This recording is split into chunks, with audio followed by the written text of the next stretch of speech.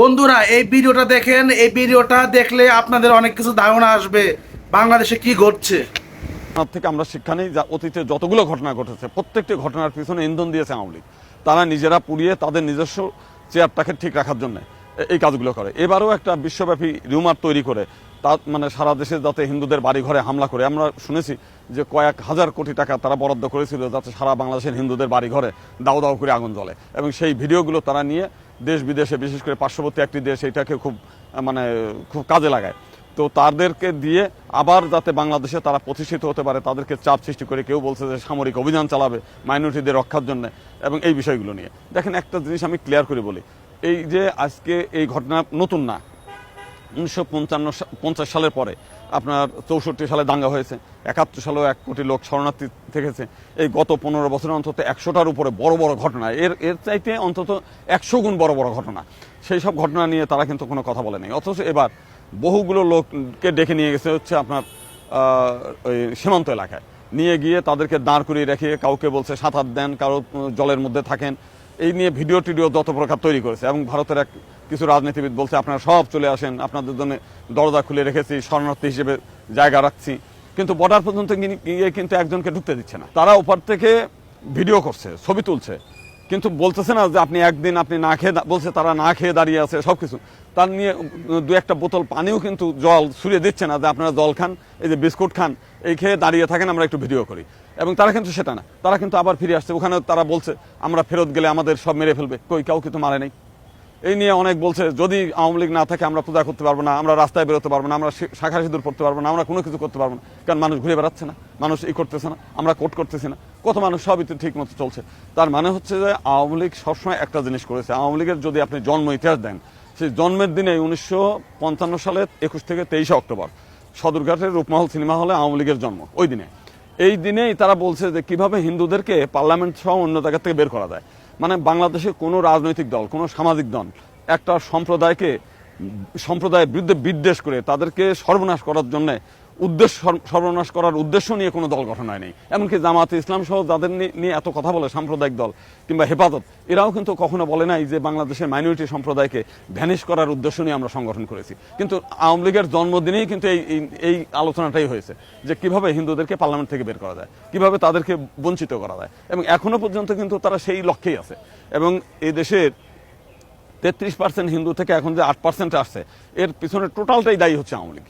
এবং এখন এরা মূলত হচ্ছে এটাকে রিউমার ছড়িয়ে সুযোগ নেয়। যেমন বলছে, আরেকটা ঘটনা বলি, আমাদের এখানে এনায়েতপুর, আপনার সিরাজগঞ্জের এনায়েতপুর থানায় 13 জন পুলিশ মারা গেছে। বেশ কিছু মিডিয়া এটা প্রচার করেছে যে 13 জনই হিন্দু পুলিশ, বেছে বেছে হিন্দু পুলিশ নিহত, মানে খুন করা হচ্ছে। পুলিশ নিহত হয়েছে 42 জন, এবং ওইখানে যে 13 জনের মধ্যে একজন মাত্র হিন্দু, আর হচ্ছে আপনার এই খুলনায় হচ্ছে একজন হিন্দু, সব মিলে 42 জনের মধ্যে মাত্র 2 জন হিন্দু। এটা স্বাভাবিক ব্যাপার, কারণটা হচ্ছে আপনি পুলিশে চাকরি করতেছেন, আপনি প্রতিহত করতে যাচ্ছেন, তারাও হামলা করতেছে, এটা তো হবেই। আপনার একদিনে হচ্ছে আমার রংপুরের এক হারাধন রায়, উনি গিয়েছে আওয়ামী লীগ, উনি হচ্ছে সিটি আওয়ামী লীগের হচ্ছে সভাপতি, তো এবং পূজা উদ্যান পরিষদের নেতা। উনি গিয়েছে হচ্ছে ওবায়দুল কাদেরের নির্দেশে হামলা, এই ছাত্র আন্দোলন দমন করতে।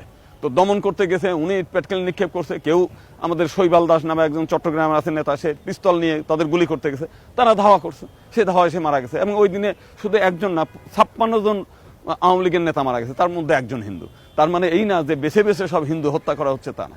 আমরা এটা তো রাজনৈতিকভাবে আমি আপনাকে হামলা করতে যাচ্ছি, আপনি কি বসে থাকবেন নাকি আমাকে? তো এইটাই বিষয়। আমরা চাই যে আমরা দেশের মাইনরিটি হিন্দু সম্প্রদায়, আমরা এখানে সবাই মিলেমিশেই থাকতে চাই। এবং আমার রোগ হয়েছে ক্যান্সার, এখন যদি আপনারা এক গাদা রোগ মানে ঔষধ নিয়ে এসে আমার খাওয়াই দেন, তাহলে তো আমি আরো মারা যাবো। এরা চাচ্ছে যে হিন্দু সম্প্রদায় মারা যাক, কিন্তু তারা যেন আমাদেরকে ব্যবহার করে ফুটবলের মতো গোল দিতে পারে আর কি, আমাদের নিয়ে সব গোল দেওয়ার কাজে ব্যস্ত আছে। আমরা এটা নিন্দা জানাই, এর একটা স্থায়ী সলিউশন আমরা চাই। আমরা চাইছি যে পৃথক নির্বাচন ব্যবস্থাটা ফিরিয়ে দেন, তাইলে আর এই রাজনীতি হিন্দুদের নিয়ে আর রাজনীতি চলবে না। এবং বহু বছর ধরে আমরা রাজনীতির শিকার, আর রাজনীতির শিকার হতে চাই না। গোপালগঞ্জে কালকে 2 বাচ্চা হত্যা হয়েছে, এগুলো কিন্তু রাজনীতি না। যখনই ঘোলা হয়ে গেছে দেশে বেশ কিছুদিন যেমন পুলিশ ছিল না, 3 দিন ছিল না, এখনো অনেক জায়গায় কাজ করে না। এবং পুলিশের অনেক জায়গাতেই, যেমন কালকেও এক জায়গায় গেছে মামলা নিতে চায় না। কারণ কি, 15 বছরে যারা নিয়োগ পেয়েছে তারা কিন্তু ওই তাদের লোকই, তারা এখনো চায় না যে, তারা অনেকের মধ্যেই এখনো ইচ্ছা থাকে যে আবার হিন্দুদের বাড়ি ঘরে হামলা হোক। এইটা নিয়ে যে আলো কুরানোর মতো তারা এটা নিয়ে বিশ্বব্যাপী প্রচার করে মানে সবসময় তাদের রাজনৈতিক ফায়দা লুটার জন্য আমাদের ঘাড়ের পর চাপায়। আমরা দেখেছি কুমিল্লার ঘটনা, এটা বাহার সাহেব এই ঘটনাগুলো সমস্ত হিন্দুদের বাড়ি পুরাইছে সেই সময়, সবাই জানে।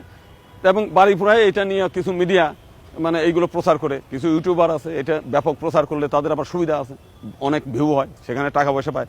কিছু রাজনীতিবিদ আছে, এটাকে ফুলায় ফাঁপায় বললে তার জন্য সুবিধা হয়। এ ধরনের নানানভাবেই আমাদেরকে ব্যবহার করতেছে 47 সালের পর থেকেই। তো সেই জন্য এটার একটা আমরা স্থায়ী সমাধান চাই। এখন যে যারা পলাতক আসামি আছে তারা তো একসময় হাজার হাজার কোটি টাকা আয় করেছে, এবং এই টাকা কিন্তু তারা ইনভেস্ট করতেছে এই খাতেই। তারা দেখছে যে মাইনরিটি ইস্যু একটা খুব বড় ধরনের ইস্যু, এবং এইটাকে জাগিয়ে তুলতে পারলে তারা কোনো মতো হয়তো সেফ পেতে পারে, এইরকম একটা তারা আশা করছে, এবং এইখান থেকে এই নিউজগুলো কিন্তু পাঠায়। আবার কিছু ভারতের আছে যারা ধরেন এখান থেকে ভারতে গিয়ে আশ্রয় নিয়েছে, তারা বাংলাদেশে একটা নরকের অবস্থা হয়ে গেছে, এইটা প্রচার করলে তারা ওখানে নাগরিকত্ব, বাড়ি গাড়ি এইগুলো সুবিধা পেতে পারে। আমাদের এখান থেকে বিদেশে গিয়েছে এমন লোক আছে, তারাও বলে দাদা আমার একটা করে দেন, একটা নিউজ করে দেন যে আমার বাড়িতে ডাকাতি হয়েছে। মানে মানে প্রত্যেকেই বললাম না যে ঘর পরে একজনের আর আলু খায় আর একজনের, তারা আবার চিন্তা করে কিভাবে ব্যবহার করা যায়, মানে যার যার ব্যবহার করার সুযোগ সেগুলো নিচ্ছে। এক জায়গায় শুনলাম যে বরিশালের কোন এক ছাত্রী হোস্টেলে 50 জন হিন্দু ছাত্রী ধর্ষণের শিকার। আমি তাদের বললাম যে নিউজ দেন, খুঁজে দেন, বাইর করে দেন, এখন দেয় না। মানে কত রকমের যে গুজব হয়েছে এখানে, এবং গুজবের মানে জন্য ক্ষতি কিন্তু আমরাই হচ্ছি, এবং বাংলাদেশের মাইনরিটিদের উপরেই শেষ পর্যন্ত ঘাড়ে চাপে আর কি।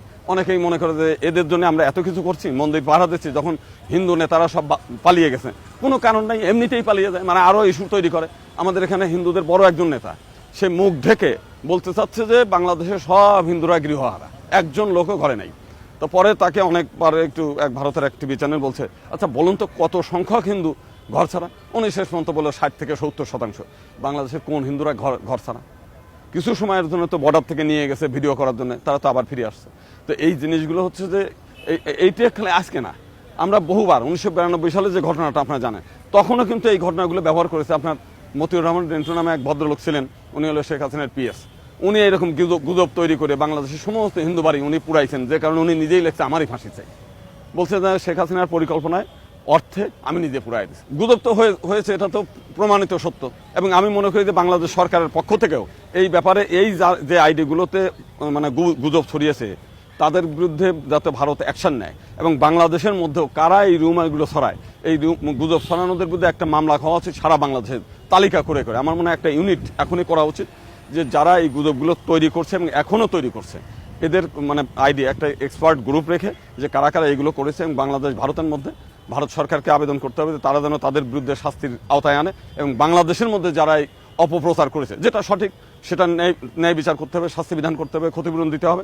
আর যেগুলো গুজব, এই গুজবকারীদের বিরুদ্ধে অবশ্যই শাস্তি প্রদান করতে হবে, এই বিষয়টা। মানে এইখানে দুই ভাগে বিভক্ত। ধরেন যারা আওয়ামী লীগের রাজনীতির সঙ্গে যুক্ত, এরা হচ্ছে এখনো মানে উন্মাদ হয়ে গেছে যে আমরা কখন তারে আর ফিরিয়ে পাবো, দরকার নিজের ক্ষতি করে হলেও অনেকের ঘটনা মানে এরকম করার চেষ্টা করছে, উন্মাদের আচরণ। সাধারণ যারা হিন্দুরা তারা একটা স্বস্তির নিঃশ্বাস ফেলছে, তারা মনে করছে একটা মানে জগদ্দল পাথর আমাদের এখান থেকে চলে গেল। এবং এরা যে গত 1954 সাল থেকে 55 সাল থেকে আজ পর্যন্ত এই হিন্দুদেরকে যে ফুটবলের মতো ব্যবহার করেছে, তারা মনে করছে যে আগামী দিনে এই সংগঠনটা আবার এই দেশে ওই ঘাঁটি গেড়ে না আসা পর্যন্ত অন্তত একটা স্বস্তিতে থাকা যাবে, এই হলো বিষয়টা। আর যেটা বর্তমান যে গভর্নমেন্ট, এটা হচ্ছে মানুষের গণমানুষের চাওয়া, সাধারণ মানুষের চাওয়া। আমরা তো এই দেশের বাইরের কেউ না, আমরাও চেয়েছি এরকম একটা সত্যিকার অর্থে একটা অসাম্প্রদায়িক সরকার আসুক, এই চাওয়াটা আমাদের। এই যে যারা গণ আন্দোলন করেছে, যারা ছাত্র আন্দোলন করেছে, এর মধ্যেও কিন্তু 7-8 জন হিন্দু ছাত্র মারা গেছে, এবং এই হিন্দুরা ছাত্র, আমাদের হিন্দু ছাত্র মহাজোট প্রথম থেকেই এই আন্দোলনের সঙ্গে যুক্ত ছিল, এখনো আছে। তা আমরা সবসময় চাই এইরকম একটা স্বৈরাচারের মানে বিরুদ্ধে। আমি গত 35 বছর যাবৎ কথা বলছি যে তারা এই কাজগুলো করছে, তো সেটার একটা অবসান হয়েছে, এটা আমরা স্বস্তির নিঃশ্বাস ফেলছি, সাধারণ হিন্দুরাও স্বস্তির নিঃশ্বাস ফেলছে।